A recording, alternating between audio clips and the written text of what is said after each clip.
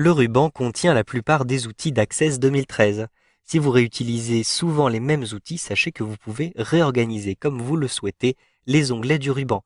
Vous pouvez même créer de nouveaux onglets, ajouter les outils qui vous intéressent et masquer ceux dont vous n'avez pas besoin.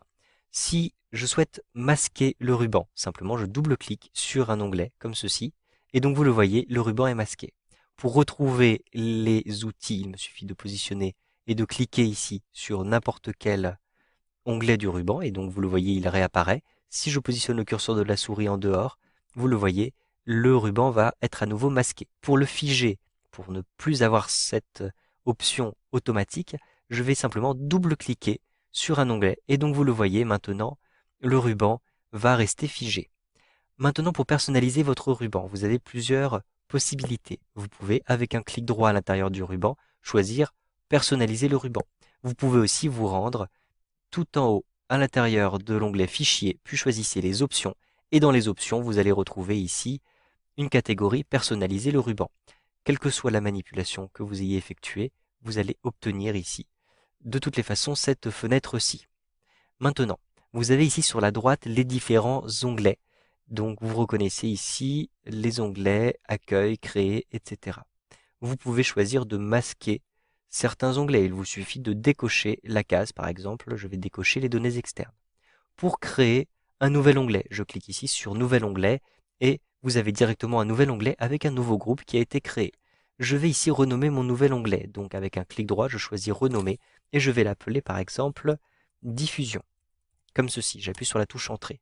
Maintenant, dans le nouveau groupe ici, je vais le renommer. Je peux d'ailleurs effectuer un clic droit puis choisir Renommer. Je peux aussi le sélectionner et cliquer ici sur le bouton Renommer. Et on me propose de choisir une icône pour ce groupe. Donc je vais choisir par exemple cette petite icône et je vais nommer ce groupe Partage. Je rentre ceci avec le clavier, puis je clique sur OK. Comment maintenant ajouter des éléments à l'intérieur de cet onglet Diffusion?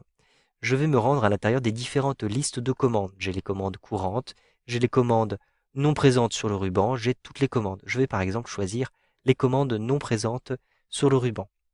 J'ai ici un certain nombre d'éléments qui me sont proposés. Donc, par exemple, ici, je vais choisir d'afficher les contrôles du navigateur web. Je clique sur Ajouter. Je descends un petit peu à l'intérieur de cette liste et je vais retrouver d'autres éléments. Par exemple, je souhaite ici faire actionner rapidement mon interface. Donc je clique ici sur Ajouter. Vous pouvez choisir tous les éléments qui vous intéressent à l'intérieur de cette liste en fonction de ce que vous utilisez le plus souvent. Une fois que vous avez fait vos différents choix, cliquez simplement sur OK et vous allez retrouver un nouvel onglet qui s'appelle Diffusion, un nouveau groupe qui s'appelle Partage et les différents outils que vous avez choisis à cet endroit-ci. Si vous souhaitez maintenant réinitialiser votre ruban, vous pouvez le faire. Avec un clic droit ici, je vais à nouveau personnaliser le ruban. Ici, vous pouvez le réinitialiser simplement en cliquant à cet endroit-ci. Mais si vous n'êtes pas sûr de vouloir vous débarrasser définitivement de votre personnalisation, vous pouvez la sauvegarder.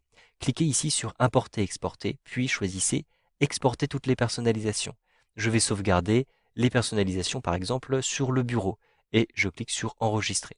J'avais déjà effectué une sauvegarde que je vais remplacer. Je clique donc sur Oui.